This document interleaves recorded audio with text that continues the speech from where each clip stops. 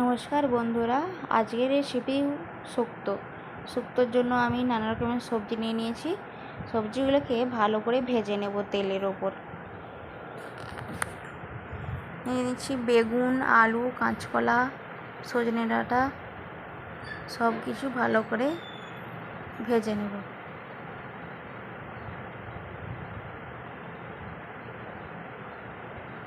লবণ আর হলুদ দিয়ে ভালো করে আবারও ভেজে নেব।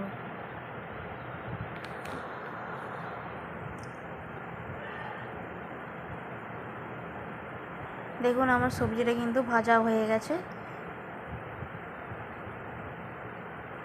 তো ওর মধ্যেই আমি কিন্তু উচ্ছে আর বরবটিটা দিয়ে দিয়েছিলাম। উচ্ছে আর বরবটি ভাজা হয়ে গেছে। তো কড়াইয়ের মধ্যে আবারও তেল দিয়ে দিলাম।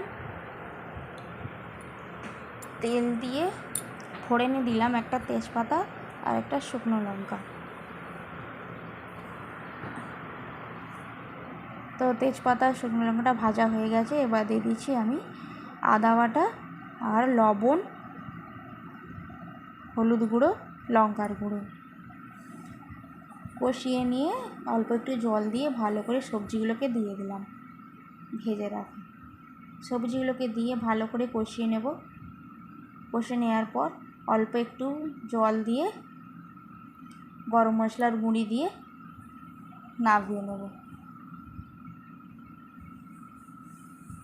উচ্ছে আর বরবটিটা নামানোর একটু আগে দিয়ে দিলাম।